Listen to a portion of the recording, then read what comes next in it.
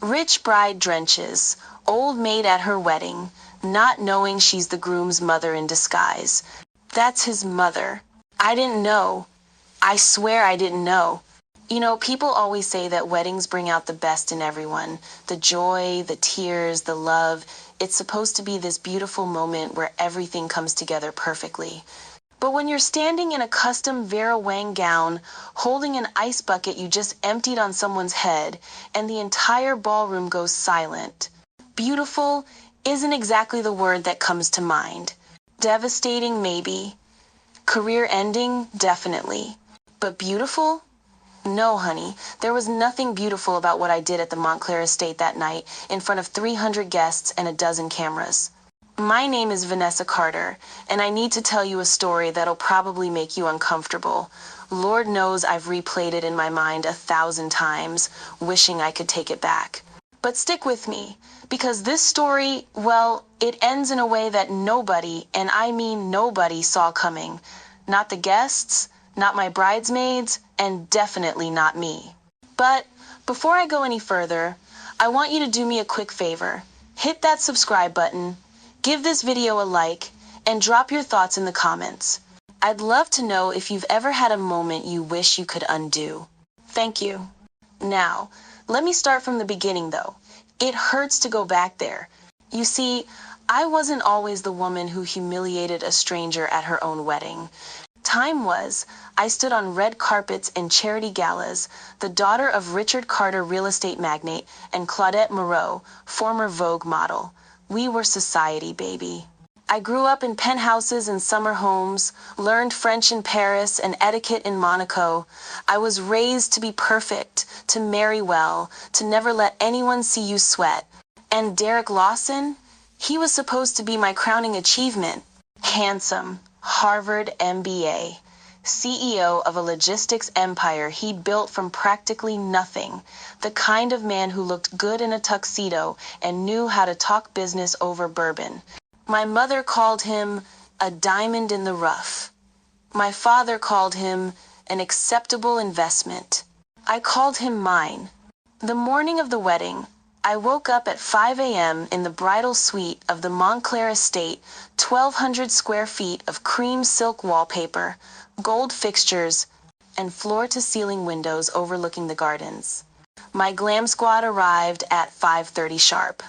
Marco for hair, Gabrielle for makeup, and my stylist Simone, who'd flown in from New York specifically to dress me. "Vanessa, darling, you look ethereal," Simone purred as she adjusted the bustle on my Vera Wang gown custom, naturally. Off the shoulder, fitted bodice, a cathedral train that costs more than most people's cars. I studied myself in the mirror. Every angle had to be perfect. The photographers from Town and Country would be here in an hour, and I'd already secured a feature in Martha Stewart weddings. This wasn't just a wedding. This was a moment, a statement.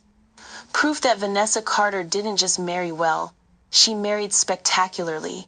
The lighting better be perfect for photos, I said, scrolling through my phone.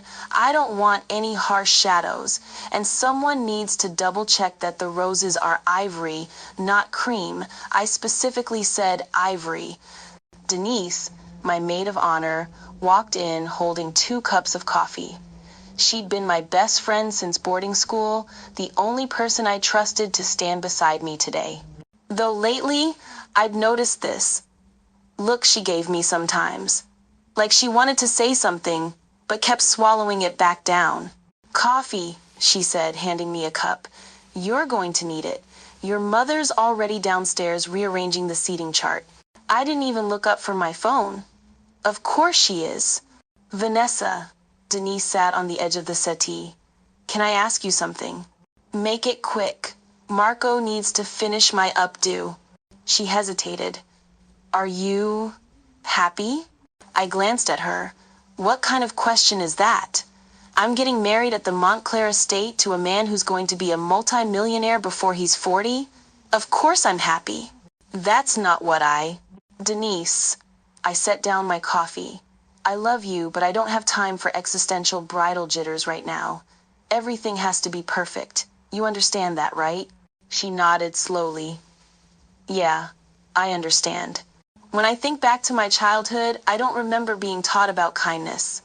I remember being taught about presentation, how to walk into a room and own it, how to make people remember your name, how to smile for cameras even when you wanted to scream.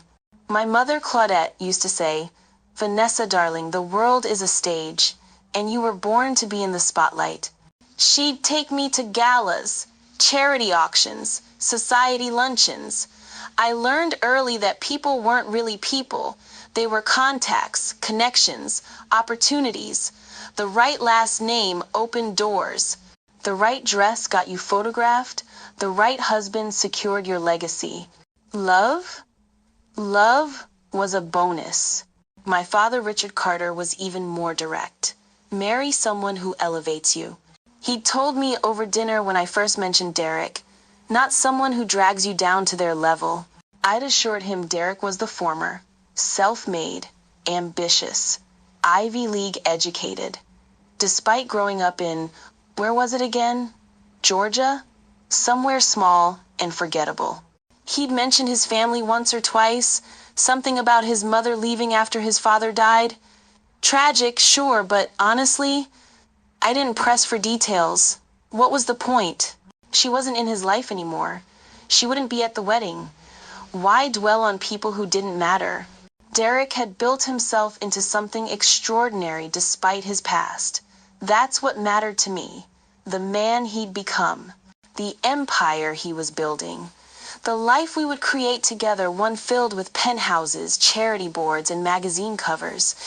Not whatever mess he'd left behind in Georgia. By 2 p.m., the ballroom was transforming into my vision. Crystal chandeliers glittered overhead like frozen fireworks.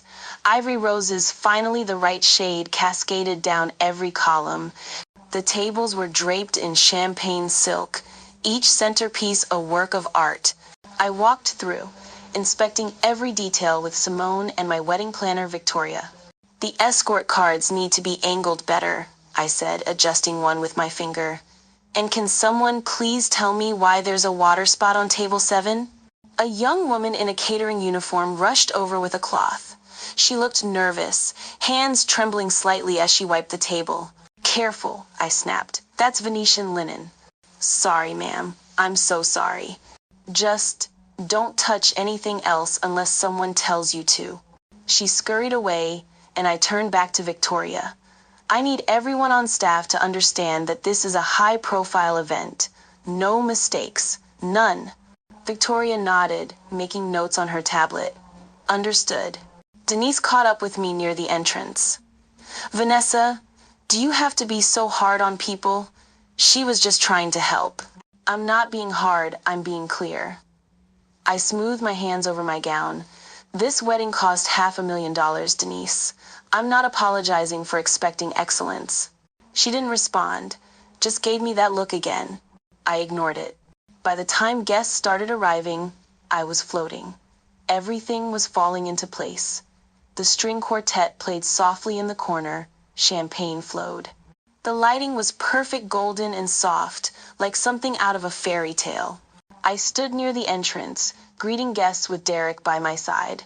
He looked incredible in his custom Tom Ford tuxedo, his hand resting on the small of my back. "You look beautiful," he whispered. "I know," I said, smiling for a photographer. Heads turned as we moved through the room. I caught glimpses of myself in the mirrored walls, stunning, radiant, untouchable. This was everything I'd ever wanted, everything I'd worked for.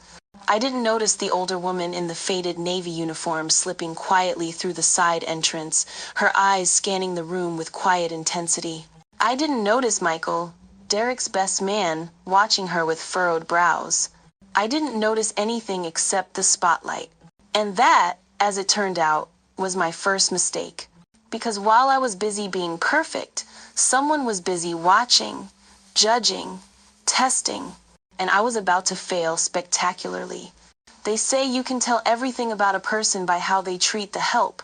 I've been invisible for most of my life now, so I've had plenty of time to test that theory, and let me tell you, baby, it's never been wrong. My name is Evelyn Lawson. and I'm standing in the corner of the most beautiful ballroom I've ever seen, wearing a uniform that smells like mothballs and holding a bucket of ice I don't actually need. Nobody's looking at me. Nobody ever does when you're dressed like the help. That's exactly what I was counting on. I watch her, Vanessa, float across the marble floor in that expensive white dress, diamonds dripping from her ears, smile plastered on her face like she's posing for a magazine cover. Maybe she is. There are enough cameras in here to film a movie. She's beautiful, I'll give her that. The kind of beautiful that opens doors and turns heads. But beauty without kindness? That's just a pretty package with nothing inside. I've been watching her for 20 minutes now, and I've already seen enough to break my heart. The way she snapped at that young server who wiped the table too slowly. The way she looked at the florist like he was dirt on her shoe when he tried to explain about the roses. The way she talks at people instead of to them. My son is about to marry this woman. And Lord have mercy, I don't know if I can let that happen. I wasn't always invisible. Time was, I stood tall in my own home in Augusta, Georgia, with a husband who loved me and a son who lit up every room he walked into. My husband, James, God rest his soul, worked construction. Strong hands, stronger heart. He'd come home covered in dust and dirt, but he'd always kiss my forehead first before washing up. "How's my queen?" he'd say, and I'd laugh. "Your queen's got meatloaf in the oven and a 7-year-old who won't do his homework." Derek, my baby boy, even then, he was smart. Too smart for the little school we could afford. Too smart for the neighborhood we lived in. James and I would lie awake at night whispering about his future, dreaming bigger than our bank account. "He's going to do something great, Evie," James would say. "I can feel it." He was right, but he never got to see it. The accident happened on a Tuesday. James was working on a site downtown when the scaffolding collapsed. They said he didn't suffer. They said it was quick. They said a lot of things that didn't make the pain any easier to bear. I was 39 years old, suddenly a widow with a 9-year-old son and bills I couldn't pay. I took 3 jobs, cleaning houses during the day, waiting tables at night, doing laundry on weekends. Derek would do his homework at the diner counter, eating free fries the cook snuck him. "Mama, you work too much," he'd say. "I work just enough to keep you fed, baby." But it wasn't enough. Not really. By the time Derek turned 12, I knew what I had to do. My sister Charlotte lived in Atlanta, married to a dentist, had a big house, no children of her own. She'd been begging me to let Derek come stay with them. Better schools, better opportunities, a better life. I sent him away because I loved him, but losing him felt like dying all over again. We talked on the phone every week at first, then every month, then less. Charlotte and her husband, Marcus, gave Derek everything I couldn't: private school, tutors, college prep, connections. He flourished, got into an Ivy League school, built a company from nothing, became the kind of man James always knew he'd be. But somewhere along the way, he stopped calling. Not because he hated me, because he forgot. Or maybe because remembering hurt too much. I don't know. I never asked. I told myself it was okay, that this was the price of his success, that a mother's job is to raise her children to leave. But when I saw the wedding announcement in the paper 3 months ago, my son's face smiling next to a woman I'd never met, something inside me cracked. I'd given up everything so he could have a better life. And now he was giving his life to someone who might not deserve it. I had to know. So I found out where the wedding was being held. I bought this ridiculous uniform from a thrift store. I walked in through the service entrance with my head down and my heart pounding. Nobody stopped me. Nobody questioned me. When you look like the help, you become invisible. And invisible people see everything. I'm standing near the champagne fountain now, watching Vanessa pose for photos with her bridesmaids. She adjusts one girl's hair without asking, critiques another's lipstick. They laugh, but I can see the tension in their smiles. My test is simple. Will she show kindness to someone she thinks can't do anything for her? So far, the answer is no. A tall man approaches me, broad shoulders, kind eyes, expensive suit. He's holding 2 champagne glasses but studying me with a look I can't quite read. "Excuse me," he says quietly. "I don't think we've met. I'm Michael Hughes, best man." My heart skips. "Just helping with service, sir." He tilts his head. "Funny. I've been to this venue before. I know all their staff." I keep my eyes down. "New hire, sir." He doesn't move. Just keeps looking at me like he's trying to solve a puzzle. "You look familiar," he says slowly. Before I can respond, there's a commotion near the center of the ballroom. A server has bumped a table. Champagne spills. Vanessa's voice cuts through the music like a knife. "Who let that in here?" Michael glances toward the chaos, then back at me. "You should probably—" "I know," I whisper. I move toward the scene, my old knees aching, my heart heavier than this bucket of ice. Because I already know what's about to happen. I can feel it in my bones. This beautiful, perfect wedding is about to shatter. And I'm the one holding the hammer. God forgive me, Vanessa. The centerpieces were wrong. Not slightly off, not close enough. Wrong. I stared at table 12, my jaw clenching so hard I thought my teeth might crack. The roses were supposed to be arranged in a cascading spiral with eucalyptus accents and gold-dusted baby's breath. I'd sent Victoria 1717 reference photos from my Pinterest board. This looked like someone had just shoved flowers into a vase and called it a day. "Victoria!" I snapped my fingers, not caring that guests were starting to filter into the ballroom. "Victoria, get over here now." My wedding planner rushed over, tablet clutched to her chest. "Yes, Vanessa, what is this?" I gestured at the offending centerpiece. She blinked. "That's the arrangement we discussed. We discussed cascading spirals. Does this look like a spiral to you? Does it?" "Vanessa," Denise appeared at my elbow, her voice low. "People are starting to sit down. Maybe we can what, Denise? Pretend this is acceptable?" I turned back to Victoria. "Fix it. Now. I don't care if you have to remake every single table. This is my wedding." Victoria's face flushed. "Yes, of course. I'll get the florist." As she scurried away, I felt Denise's hand on my arm. "Vanessa!" Her voice was gentle, but firm. "You need to breathe." "I am breathing." "No, you're spiraling." She glanced around, then lowered her voice. "You've been snapping at people all day. The makeup artist, the photographer, the servers, even me. I'm not snapping, I'm maintaining standards." "There's a difference between standards and cruelty." I pulled my arm away. "Cruelty? Are you serious right now?" Denise's eyes held something I hadn't seen before: disappointment. "I'm your best friend, Vanessa. I love you, but I don't always like the way you treat people." The words hit harder than I wanted to admit, but instead of letting them sink in, I felt anger rise in my throat. "If you didn't want to be my maid of honor, you should have said so months ago." "That's not what I need to check on the cake." I walked away before she could finish, my heart pounding, my hands shaking, but I told myself it was just wedding jitters, stress. Everyone gets stressed on their wedding day. It wasn't about me. It was about the day. Everything had to be perfect. Derek. I was adjusting my cufflinks in the groom's suite when Michael walked in, loosening his tie. "Your bride is terrorizing the staff," he said flatly. I looked up. "What?" "Vanessa. She just made the wedding planner cry over flower arrangements." Michael poured himself a scotch from the bar cart.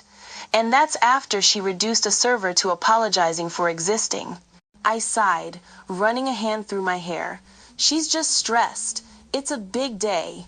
"Yeah, well, Bridezilla's one thing, but what I'm seeing out there." He took a sip, studying me.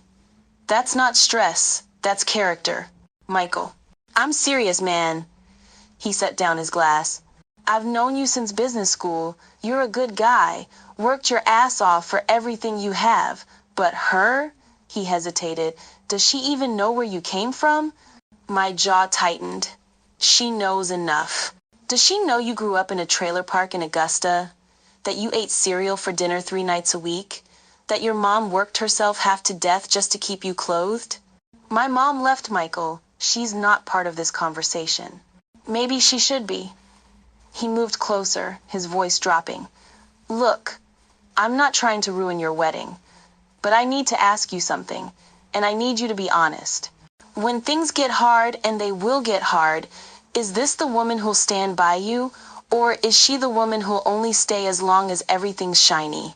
I wanted to argue, wanted to defend Vanessa.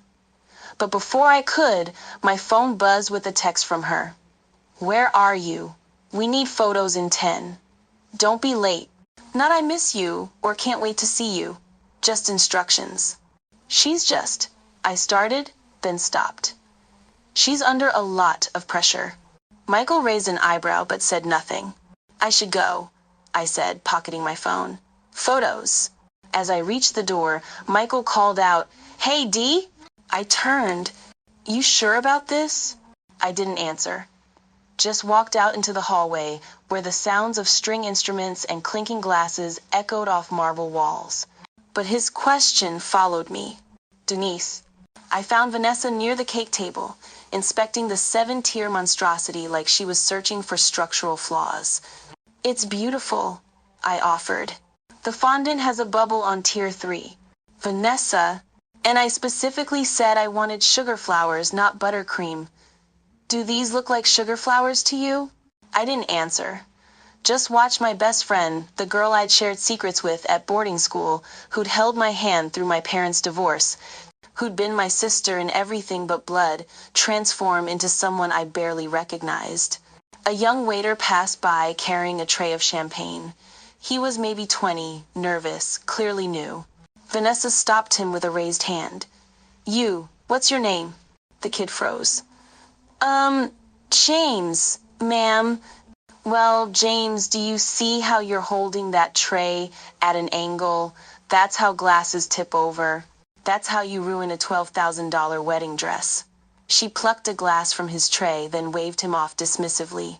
Pay attention. He nodded quickly and hurried away, his face red. That was unnecessary, I said quietly. Vanessa sipped her champagne. That was educational. He'll thank me later. Will he? Or will he just remember the bride who humiliated him? She looked at me then, really looked at me, and for a second I saw something flicker in her eyes. Doubt, maybe, or shame. But then she lifted her chin. You sound like you don't want to be here. I sound like someone who's watching her best friend become someone she doesn't recognize. The words hung between us like a challenge. Vanessa's perfectly glossed lips pressed into a thin line. Then maybe you should go. Vanessa, I'm serious. If you can't support me today, then leave. My heart cracked. But I didn't leave. I just stood there, watching her wall go up brick by brick. I'm not going anywhere, I finally said. But I hope you remember this conversation later. Evelyn. I watched it all from my corner by the dessert table. The bride snapping at staff, the groom looking increasingly uncomfortable in his expensive suit, the maid of honor fighting tears she wouldn't let fall. I'd seen enough weddings in my 61 years to know when one was built on sand instead of stone. This one was already crumbling, and the ceremony hadn't even started. Michael caught my eye again from across the room. He was watching me the way you watch a puzzle you can't solve. I quickly looked down, adjusting the ice bucket I'd been carrying like a prop. One more test, I whispered to myself. Just one more. Because part of me, the part that still remembered rocking my baby boy to sleep, singing him lullabies in our tiny kitchen, wanted to be wrong. I wanted Vanessa Carter to surprise me. I wanted her to prove that underneath all that polish and pride, there was a heart that knew how to love my son the way he deserved. But with every passing minute, that hope got smaller, and the ice in my bucket got colder. The ballroom had reached that perfect moment every wedding planner dreams of, the golden hour, where everything gleams, where laughter mingles with champagne bubbles, where love seems to hang in the air like perfume. Crystal chandeliers cast prismatic light across 300 guests in designer gowns and tailored tuxedos. The string quartet played Vivaldi. Ivory roses released their delicate fragrance into air already thick with expensive cologne and anticipation. Photographers circled like elegant sharks, capturing every angle of what would surely be the society wedding of the season. And at the center of it all stood Vanessa Carter, radiant in Vera Wang, holding court like the queen she'd always believed herself to be. "One more! Just one more!" called the lead photographer, a trendy Manhattan transplant named Lars. "Vanessa, darling, turn slightly left. Yes, perfect. You're glowing." She was. There was no denying it. Her skin luminous against white silk, her smile practiced but effective, her posture impeccable. She'd been trained for moments like this since childhood. How to angle your chin, where to place your hands, which expression made you look radiant without trying too hard. Derek stood beside her, handsome in his Tom Ford tuxedo, though his smile didn't quite reach his eyes. Michael, the best man, watched from near the bar, his expression unreadable. Denise held her bouquet with white knuckles, her own smile wavering at the edges. But Vanessa noticed none of this. She was too busy being perfect. "Mrs. Lawson!" Lars called out. "How does it feel?" Mrs. Lawson. The name tasted like victory. "It feels like a dream," Vanessa said, her media-trained voice carrying just the right note of emotion. "Everything is absolutely a crash. Not loud, not dramatic. Just the simple, unfortunate sound of a server losing his balance, bumping into a cocktail table near the photo area. A champagne flute teetered, wobbled, fell. Golden liquid splashed across pristine marble, droplets catching the light like tiny fireworks before landing splat directly on Vanessa's white satin Louboutin heels. The ballroom seemed to inhale collectively. Vanessa looked down, at the champagne darkening her shoes, at the puddles spreading across marble that cost more per square foot than most people earned in a month, at the imperfections suddenly marring her perfect day. Her face transformed beauty curdling into something uglier. "Are you kidding me?" Her voice cut through Vivaldi like a knife through silk. The server, the same young man named James she'd corrected earlier, stood frozen, tray clutched to his chest. "Ma'am, I'm so sorry. Someone bumped me and I—" "Sorry? You just ruined my shoes." "Vanessa," Derek touched her elbow. "It's okay. They're just—" She jerked away from him. "They're custom Louboutins. Do you know how much these cost?"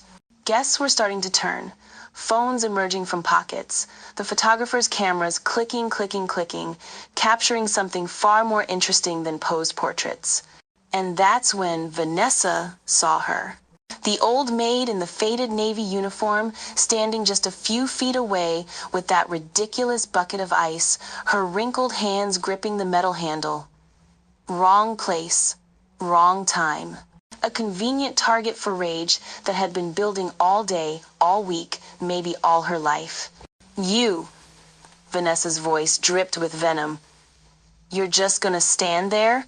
Evelyn Lawson looked up slowly, her weathered face carefully neutral. "Ma'am?" "Don't ma'am me, clean this up. Isn't that why you're here?" Vanessa gestured at the spill with a hand that trembled not with fear or sadness, but with pure, undiluted anger. "Or are you just decoration?" I'll get something." "Oh my God, you move like you're half dead." Vanessa stepped forward, her heel making a wet sound against marble. "Give me that bucket." "Miss, I don't think—" "Give it to me." Evelyn's fingers loosened, just slightly, just enough. Vanessa yanked the silver bucket from the old woman's hands, ice water sloshing over the rim. For one crystalline second, she stood there holding it, breathing hard, her chest rising and falling beneath expensive lace. Michael called out from across the room, "Vanessa, don't—" Too late. Vanessa hurled the entire contents of the ice bucket directly at Evelyn Lawson. Water and ice exploded across the elderly woman's uniform, drenching her from chest to knees. Ice cubes clattered to the marble floor, scattering like diamonds. Water streamed down the faded navy fabric, pooling at her sensible shoes. For 3 heartbeats, the ballroom was silent. Then laughter. Nervous at first, then louder. Some guests, assuming this was planned, part of the entertainment. Others, too, shocked to know how else to respond. Cameras flashing, catching every second. Vanessa stood there, empty bucket in hand, breathing hard, a smile playing at her lips. "Oops," she said loudly, her voice carrying that particular tone of false innocence. Wealthy women, perfect in junior high, guess someone needed cooling off. More laughter, scattered applause. The kind of crowd that mistakes cruelty for comedy when it's performed confidently enough. But Evelyn Lawson didn't laugh. She stood there, 61 years old, soaking wet in a borrowed uniform, water dripping from her silver-streaked hair. Her hands hung at her sides. Her shoulders, which had carried decades of grief and sacrifice, sagged under the weight of ice water and public humiliation. But her eyes, God, her eyes held something that cut through the laughter like a prayer through static. Dignity, sorrow, and something else, recognition. Because across the ballroom, Derek Lawson had been on a phone call with a supplier, finalizing details for a Monday shipment. But the sound of the crash, the laughter, his bride's voice raised in anger, it had pulled his attention back to the reception. He'd turned, seen the bucket fall, seen the old woman standing there, drenched and shaking. And in that moment, every expensive detail of the wedding, the chandeliers, the roses, the designer tuxedo on his back dissolved into nothing, because he knew that face, older now, lined with years of hardship he'd never asked about, hair more gray than he remembered, but those eyes, he'd know those eyes anywhere. They were the same eyes that had watched him blow out birthday candles in a trailer park kitchen. The same eyes that had cried when she put him on a bus to Atlanta at 12 years old. The same eyes he'd tried so hard to forget, because remembering hurt too much. "Mom?" The word escaped, his lips barely louder than a breath. But in the sudden silence of 300 people holding their breath, it might as well have been a scream. Vanessa's smile faltered. "What?" Derek pushed through the crowd, his polished shoes slipping slightly on champagne-wet marble. "Mom? Mom?" Evelyn Lawson straightened her spine. Water dripped from her uniform, but she raised her chin with a grace that no amount of money could buy. "Hello, baby," she said softly. "It's been a long time." The ballroom erupted not with laughter now, but with gasps. And Vanessa Carter, standing there with an empty ice bucket in her perfectly manicured hands, finally understood what it meant when they said, "Be careful who you step on. You never know who they might turn out to be." The world didn't stop. That's what they don't tell you about moments that change everything. The chandeliers kept sparkling. The string quartet kept playing some Baroque piece I couldn't name. Guests kept breathing, kept existing, kept being witnesses to the exact moment my carefully constructed life cracked down the middle. But for me, time fractured into before and after. Before, I saw my mother standing there, soaking wet. And after, "Mom?" My voice sounded foreign to my own ears. Small. Like I was 12 years old again, standing on that Greyhound bus platform with a duffel bag and a one-way ticket to Atlanta, watching the only person who'd ever truly loved me disappear into the distance. She stood there older, grayer, her face lined with years I hadn't been there to witness, and smiled. The kind of sad smile that breaks your heart while trying to hold it together. "Hello, baby," she said again. "It's been a long time. 14 years. 3 months. 11 days. Not that I'd been counting. I don't. I couldn't form words. My throat had closed up. What are you doing here? Why are you dressed like Derek?" Vanessa's voice cut through my confusion, sharp and panicked. She still held the empty ice bucket, her knuckles white around the metal handle. Derek, what is she talking about? Who is this? My mother, God. She was really here, straightened her spine despite the water dripping from her uniform. She looked directly at Vanessa, with eyes that had seen too much to be intimidated by designer gowns and diamond earrings. I'm Evelyn Lawson, she said, her voice carrying across the silent ballroom. And I'm Derek's mother. The collective gasp from 300 guests sounded like wind through a canyon. Vanessa stumbled backward. Michael caught her elbow, steadying her, but she was staring at my mother like she'd seen a ghost, which, in a way, she had. That's impossible, Vanessa whispered. His mother is. You said she was. You said... I said she left. My voice came out rough. I never said she was dead. Because she wasn't. She'd just been dead to me. Or I'd tried to make her that way. Tried to bury the memories of Augusta, Georgia, and government cheese and wearing Goodwill sneakers with holes in the soles. Tried to become someone new, someone who didn't come from a rusted trailer park and a life of not enough. Tried to forget the woman who'd given everything so I could have more. The memory hit me like a freight train.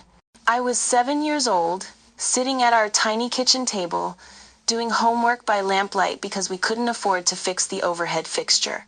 My stomach growled. I'd had crackers for lunch at school, nothing since. Mama, I'm hungry. She looked up from the bills spread across the counter, her face already worn despite being only 31. I know, baby. Dinner's coming. When? Soon. But I'd seen the empty cabinets, seen her slip her own dinner portions onto my plate for weeks, seen the way she wore sweaters in summer, because the heat made her dizzy not from temperature, but from hunger she thought I didn't notice. She came over, knelt beside my chair, and pulled me into a hug that smelled like dish soap and exhaustion. You're going to do great things, she whispered into my hair. You're going to have everything I couldn't give you. You hear me? Everything. I don't need everything, Mama. I just need you. She held me tighter. One day you'll understand. I understood. Now. Why? The word came out broken. Why come here like this? Why didn't you call, right? Something? My mother's eyes glistened, but no tears fell. She'd probably cried enough for both of us over the years. Would you have answered? She asked quietly. The question landed like a punch. Because the truth was, I didn't know. I changed my number twice, moved without sending forwarding addresses, built walls so high between my past and present that even I couldn't see over them anymore. I needed to see, she continued, her voice steady despite the water still dripping from her uniform. I needed to know if the woman you were marrying had the kind of heart that could love all of you, even the parts you try to hide. So you came in disguise? Vanessa found her voice, though it cracked at the edges. You came to your own son's wedding dressed as a maid to what? Test me? To see who you really are when you think no one's watching. My mother looked at her with something that might have been pity, and I saw. This is insane, Vanessa breathed. This is Derek. Tell her this is insane. But I couldn't. Because standing there, looking at my mother for the first time in 14 years, I realized something that made my chest ache. She'd never stopped being my mother. She'd watched from afar, kept track, cared enough to show up when it mattered. And I'd spent over a decade pretending she didn't exist. You gave up everything for me, I heard myself say. The ballroom had gone so quiet you could hear ice melting on marble. After Dad died, you worked yourself to the bone. 3 jobs. I remember coming home from school and you'd be asleep on the couch because you'd worked all night. Derek, Vanessa started. And then you sent me to Aunt Charlotte's because you wanted me to have opportunities you couldn't afford. My voice was shaking now. You gave me up so I could have a better life. You deserve better than I could give you, my mother said softly. I deserve to have my mother. The words hung between us, heavy with 14 years of unspoken hurt. Michael stepped forward, his voice gentle but firm. Maybe we should take this somewhere private. No. My mother held up a hand. No more hiding. No more pretending. She turned to Vanessa, who stood there looking smaller somehow, despite her couture gown and perfect makeup. I'm sorry for deceiving you, Miss Carter, but I'm not sorry for what I learned. And what did you learn? Vanessa's voice was barely a whisper. That my son deserves someone who treats everyone with kindness, not just people who can do something for them. She paused. Wealth doesn't make you better than anyone. It just makes you more comfortable while you decide what kind of person you're going to be. Denise, God bless her, nodded slowly from where she stood. Several guests murmured agreement. Vanessa looked at me, her eyes desperate. Derek, I didn't know. Would it have mattered? The question came out harder than I intended. If you'd known she was my mother, would you have treated her differently, or would you have just found someone else to humiliate? That's not fair. You threw ice water on a 60-year-old woman because you were angry about your shoes. My voice was rising now, years of suppressed emotion breaking through carefully constructed composure. What part of that is fair? Tears streamed down Vanessa's face, ruining her professional makeup. I made a mistake. You made a choice, my mother said quietly. We all do. Every single day. I looked at the woman I was supposed to marry, then at the woman who'd sacrificed everything to raise me. And for the first time in 14 years, I knew exactly where I belonged. Mom, I said, my voice breaking on the word. I'm so sorry. She smiled, that same sad, beautiful smile that had sent me off on a bus to a better life. I know, baby, she whispered. I know. The walls were closing in. That's the only way I can describe it, standing in the center of the Montclair Estate ballroom, 300 pairs of eyes boring into me like searchlights, and feeling the entire world shrink to the size of a coffin. My perfect wedding. My perfect day, my perfect life, all of it crumbling like wet tissue paper. I didn't know. The words burst out of me, desperate and sharp. Derek, I swear to God, I didn't know she was your mother. She was just... I stopped, because even I could hear how it sounded. She was just a maid. She was just the help. She was just... nobody. Derek stood there, his arm around that woman, his mother, and he wouldn't look at me. His jaw was clenched so tight I could see the muscle jumping. His eyes were fixed on some point past my shoulder, like I'd already disappeared. How was I supposed to know?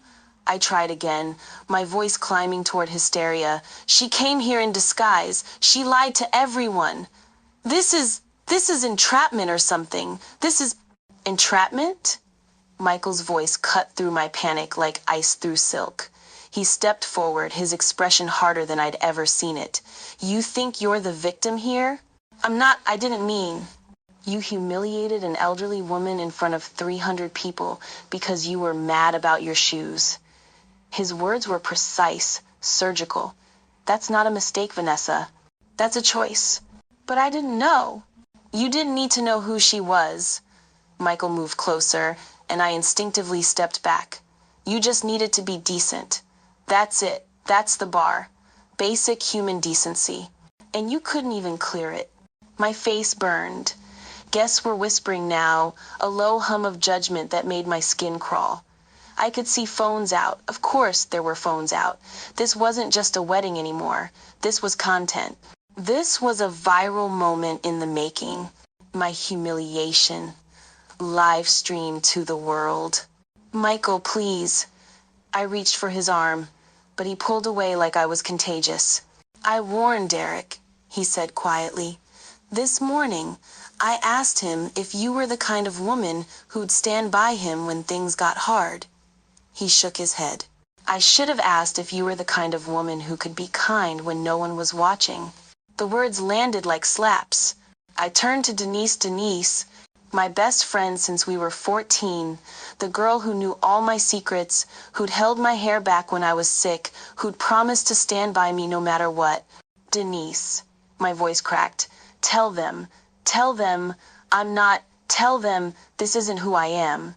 She stood there in her champagne-colored bridesmaid dress, her bouquet still clutched in white-knuckled hands.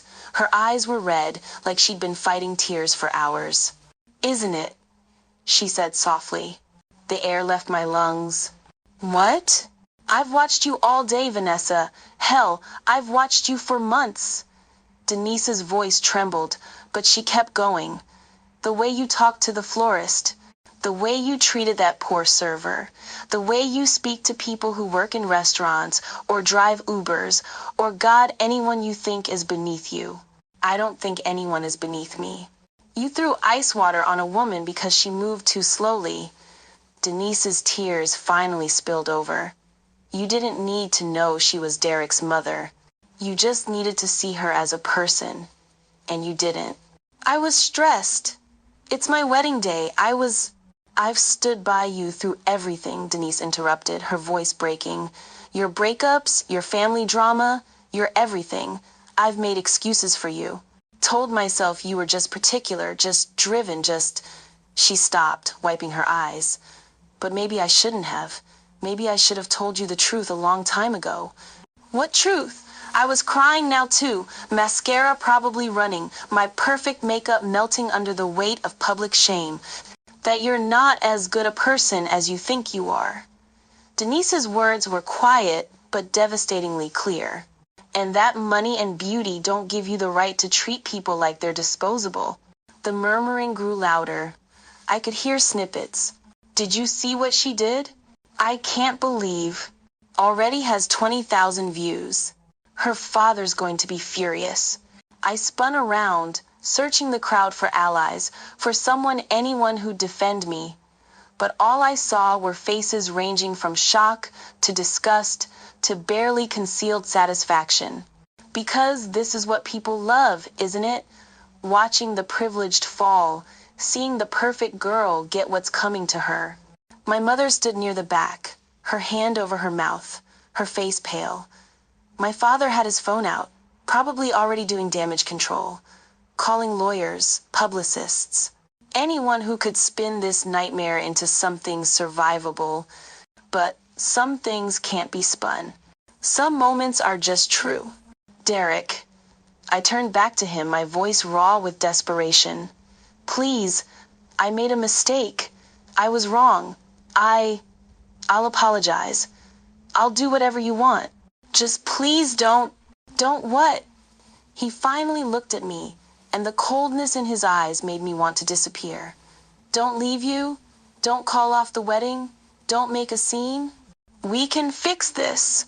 You made the scene, Vanessa." His voice was quiet, but it carried.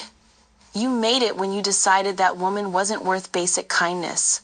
When you chose cruelty over compassion because you were angry about shoes that cost more than most people make in a month." "I didn't mean." "You know what the worst part is?" Derek's jaw clenched. "I almost married you. I almost stood up there and promised to love you forever, and I didn't even know who you really were." "You do know me." "No." He shook his head slowly. "I knew the version you wanted me to see. The polished one. The perfect one. But today?" He gestured at his mother, still standing there in her soaking wet uniform, dignified despite everything. "Today I saw the real you, and she saw it too." Evelyn Lawson, his mother, God. His mother stepped forward. She looked at me with something that wasn't quite pity, wasn't quite anger, something worse. Disappointment. "I didn't come here to ruin your wedding, child," she said gently. "I came here to see if my son had found someone worthy of him, someone with character, someone who could love him for who he is, not what he represents. I do love him. Maybe you do, in your own way." She paused. "But love without kindness is just possession, and my son deserves better than that." The ballroom had gone completely silent except for the sound of my breathing, ragged, panicked, drowning. This wasn't supposed to happen. This was supposed to be my day.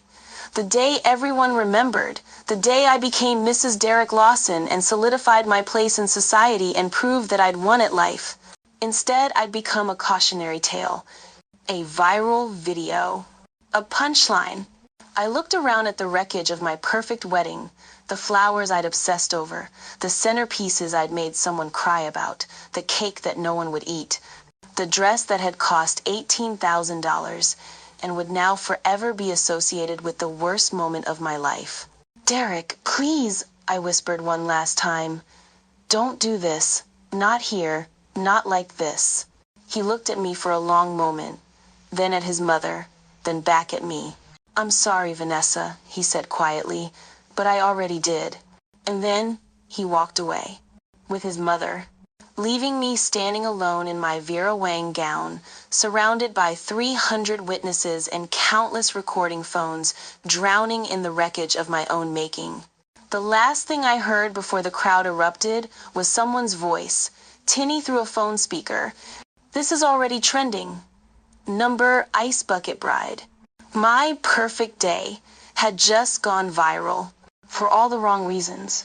I never wanted it to end this way. That's what people don't understand. When you come to your son's wedding dressed as a maid, carrying a bucket of ice like some kind of spy in a bad movie, you're not hoping for disaster. You're hoping to be proven wrong. You're hoping the woman he loves will surprise you, will show grace when she thinks no one important is watching, will pass a test she doesn't even know she's taking. But Vanessa Carter failed before I even walked through the door. And now, standing in the service hallway with water still dripping from my borrowed uniform, listening to the chaos I'd unleashed in that beautiful ballroom, I couldn't help but wonder if I'd made things worse, or just revealed what was already there. "Mom." I turned to see Derek in the doorway, his expensive tuxedo looking somehow wrong on him now, like a costume he'd been wearing too long. His eyes were red, his hands shook slightly as he ran them through his hair. My baby boy, all grown up and falling apart. "Come here," I said softly. He crossed the hallway in 3 strides and wrapped his arms around me carefully at first, like I might break, then tighter. Like he was 12 years old again, and the world was too big and scary, and I was the only thing that made sense. I held him while he shook, didn't say anything, just let him feel whatever he needed to feel.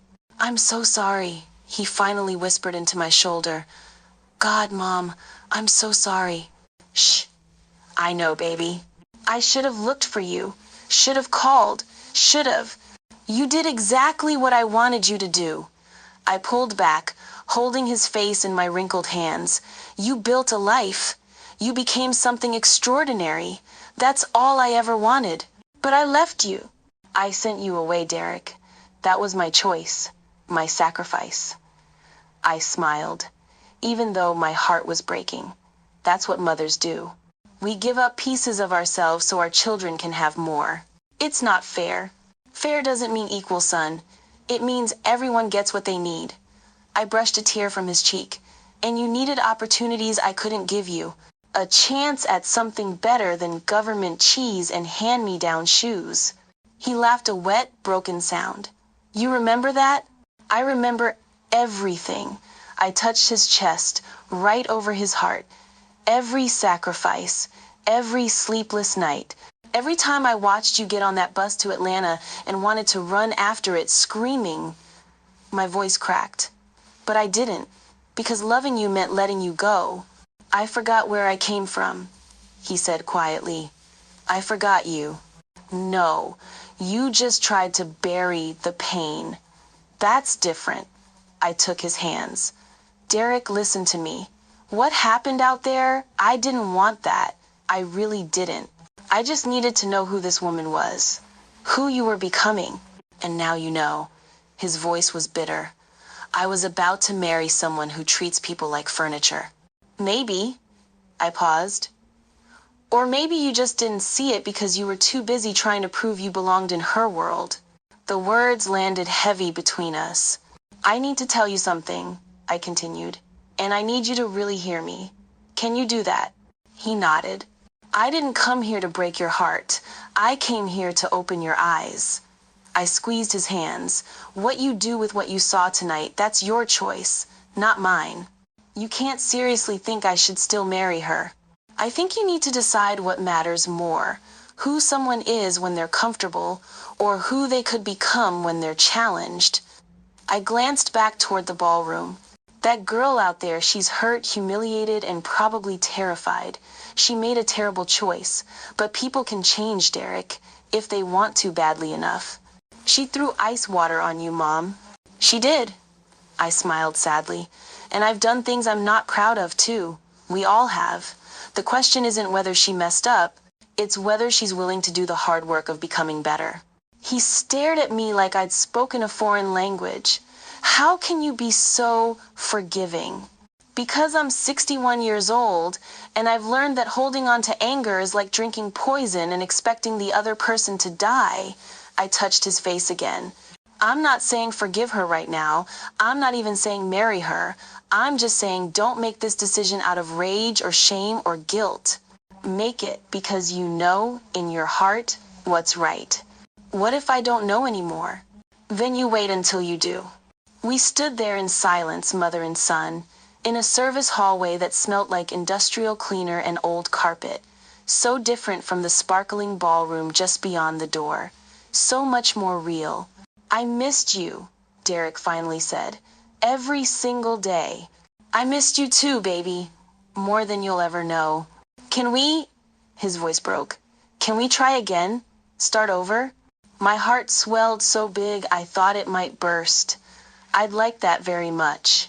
I have so much to tell you about the business, about everything, and I want to hear all of it, but not tonight.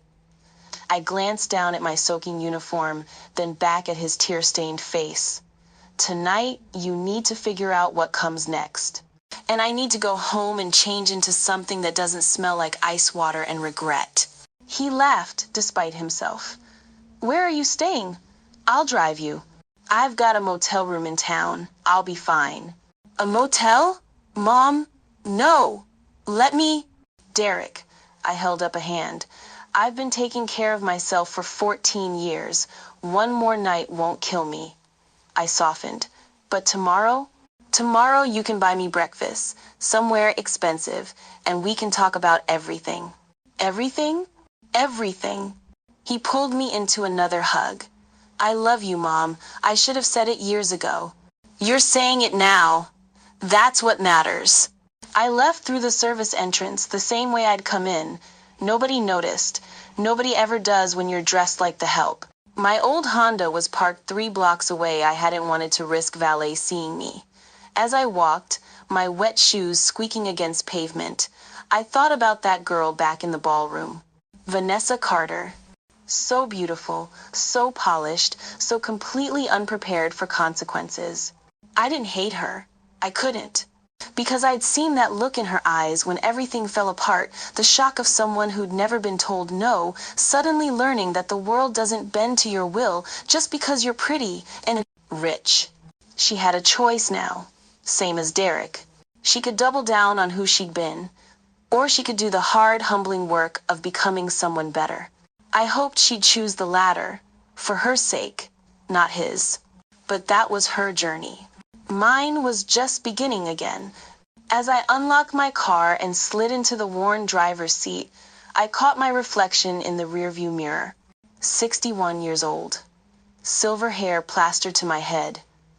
Uniform still damp. Face lined with decades of hard living. But my eyes were clear. I'd done what I came to do. Not perfectly, maybe not even right, but truthfully. And sometimes, truth is the most loving thing you can offer, even when it hurts, especially when it hurts. I started the engine and drove away from the Montclair estate, leaving behind crystal chandeliers and ivory roses and a wedding that would be remembered for all the wrong reasons. But maybe, just maybe, it would also be remembered for the right ones.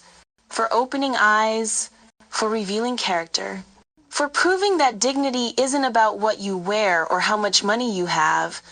It's about how you treat people when you think no one's watching. And baby, someone is always watching. Derek. The ballroom was emptying. Not dramatically, no one running for the exits or shouting. Just a slow, uncomfortable exodus. Guests gathering coats and purses, murmuring sympathies or excuses, avoiding eye contact as they shuffled toward the doors. The photographers had packed up an hour ago, their memory cards full of a wedding that would never make it into Town and Country. At least, not the way Vanessa had imagined. I stood near the center of it all, the spot where we were supposed to have our first dance. The string quartet had stopped playing sometime during the chaos. Now there was just silence, broken occasionally by the click of heels on marble or the distant sound of car engines starting in the parking lot. $350,000.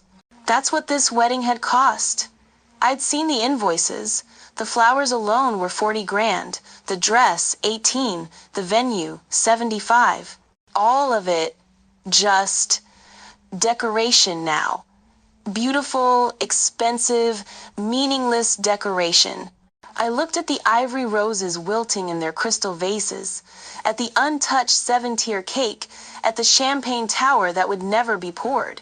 At my reflection in the mirrored walls, a man in a Tom Ford tuxedo who suddenly looked like he was wearing a costume. Who was I? Not the kid from Augusta who ate cereal for dinner and wore shoes with holes. I'd buried him years ago, told myself he was embarrassing, a liability, something to overcome rather than remember. But not the CEO in the designer suit either. Because that guy, the one who'd convinced himself that success meant forgetting where you came from, that guy was a lie too. I was somewhere in between, lost. Derek. Vanessa's voice was small, broken. So different from the confident, commanding tone she'd used all day, all year, if I was being honest. I turned slowly. She stood about 10 feet away, still in her Vera Wang gown, though it looked different now. Wrinkled, the train dragging behind her like an anchor. Her makeup was ruined, mascara streaked down her cheeks, lipstick worn off. Her hair, which had been pinned in that perfect updo, was falling loose around her shoulders. She looked human. Maybe for the first time since I'd met her. Vanessa. I didn't know what to say. For once in my life, I didn't have the words. No quick comeback. No perfectly crafted explanation. No way to spin this into something salvageable. Everyone was gone. Denise had left without saying goodbye. Michael had given Derek's shoulder a squeeze and walked out. My parents had disappeared an hour ago, probably to their lawyers. The staff was cleaning up, pointedly not making eye contact with me. And Derek stood there, in the middle of our wedding venue, looking at me like I was a stranger. Maybe I was. I didn't know she was your mother, I said quietly. The same words I'd been repeating all night, like if I said them enough times they'd matter. I swear, Derek, I didn't know. He nodded slowly. I know. Then, but that's the problem, isn't it? His voice was calm, too calm, the kind of calm that comes after something breaks beyond repair. You didn't know because you never asked. The words hit like a physical blow. That's not fair. When's the last time you asked me about my childhood? He stepped closer. About my family? About where I came from or what made me who I am? I opened my mouth, closed it, searched my memory for conversations we'd had about his past. There weren't any. You knew my father died, Derek continued. You knew my mother left. But did you ever ask why? Did you ever wonder what it was like for me? Did you care about anything beyond the fact that I'd overcome it? I thought you didn't want to talk about it. I didn't bring it up because you made it clear you weren't interested. His jaw tightened. Every time I mentioned Georgia, you changed the subject. Every time I talked about wanting to reconnect with old friends, you suggested networking with more valuable people instead. I was trying to help you. You were trying to erase me. The words hung in the air like smoke. The real me, the one who came from nothing, the one whose mother scrubbed floors and worked 3 jobs just to keep him fed. Tears streamed down my face. That's not true. You love the idea of me, Derek said softly. The self-made CEO, the Ivy League success story, the man who looked good in a tuxedo and knew which fork to use. He paused. But you never loved the roots that made me. You just loved how far I'd climbed away from them. Vanessa. The truth of his words carved through me like ice water. Because he was right. I'd love Derek Lawson, the CEO.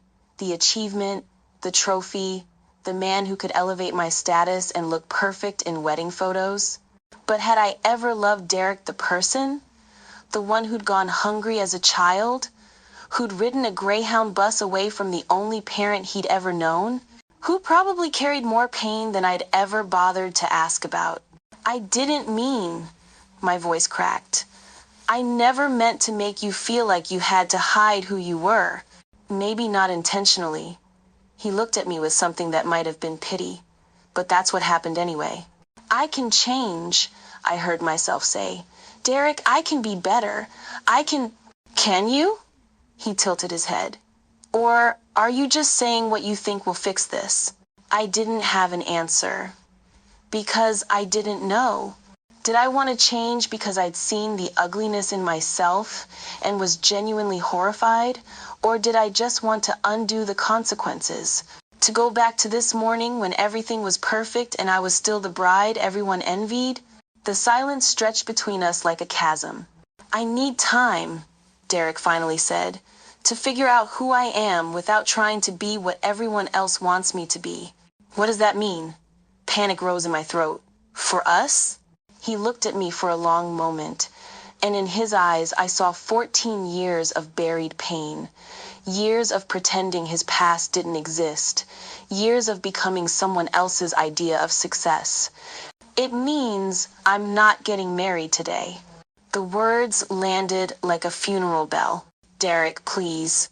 I'm sorry, Vanessa. I really am. He started walking toward the exit. But I can't marry someone who made me feel like I had to be ashamed of where I came from. I never said. You didn't have to say it. He stopped at the doorway, his back to me. You showed it. Every time you dismissed a server. Every time you looked down on someone for not wearing the right brands or knowing the right people. Every time you made it clear that worth was measured by what you had, not who you were. That's not who I am. Then who are you? He turned. One last time. Because the woman I thought I was marrying wouldn't have thrown ice water on a 60-year-old woman for moving too slowly. Wouldn't have cared more about her shoes than someone's dignity.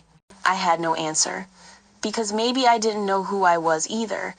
Maybe I'd spent so long being what my parents wanted, what society expected, what looked good in photographs, that I'd never bothered to figure out who Vanessa Carter actually was underneath all the polish and performance. Derek walked out, and I stood there alone in a ballroom that had cost more than most people's houses, wearing a dress that cost more than most people's cars, surrounded by flowers that would be dead by morning. All of it beautiful, all of it empty, all of it meaningless, without someone to share it with. Derek. The night air was cold against my face as I stepped outside, crisp, clean, real. I loosened my bow tie and kept walking, not sure where I was going, just knowing I couldn't stay there. I couldn't stand in that ballroom full of ghosts and broken promises. My phone buzzed, a text from Michael. You okay, brother? I typed back, getting there. Another buzz. My mom, breakfast tomorrow, 9 a.m. Don't be late, I love you. I smiled despite everything. Love you too, Mom. The valet looked confused when I approached. Mr. Lawson, do you need your car? Yeah, I said. And cancel the honeymoon suite reservation. Oh, I'm sorry. Don't be. I looked back at the Montclair estate one last time, all lit up like a fairy tale castle. Some things aren't meant to be. Vanessa. I don't know how long I sat there. The staff had finished cleaning. The lights dimmed. Someone, maybe the venue manager, had draped a blanket over my shoulders at some point. I sat in a chair near the abandoned head table, still in my wedding dress, mascara dried on my cheeks, bouquet wilted in my lap. The cold truth settled over me like that blanket. Love without character is just decoration. And I'd spent my whole life decorating, making things look beautiful on the outside while ignoring what mattered on the inside. collecting the right accessories, the right friends, the right man, the right ring, without ever asking if I was the right person to deserve any of it. My phone sat on the table, dark and silent. No congratulatory texts. No well wishes. Just notifications from social media, thousands of them. Videos, comments, articles already written about the ice bucket bride who humiliated her groom's mother. I was viral for all the wrong reasons. Famous for being cruel. Remembered for the worst moment of my life. And maybe, just maybe, I deserved it. The question now was, what would I do about it? Who would I become after everyone stopped watching? Would I double down, blame everyone else, convince myself I was the victim? Or would I do the hard, humbling work of looking in the mirror and not liking what I saw, then changing it anyway? I sat there in my expensive dress, in my expensive venue, surrounded by expensive flowers, and for the first time in my life, I felt truly poor. Not because I lacked money, but because I lacked the one thing that actually mattered: character. The lights went out completely, and in the darkness, I finally saw myself clearly. Thank you for watching this story to the end. If you enjoyed this story, you will surely love the next one. It's as crazier and more intriguing as you can ever imagine. So do check it out. Click on the image showing on your screen right now to watch the next one. Don't forget to subscribe, and I'll see you in the next one. Bye for now.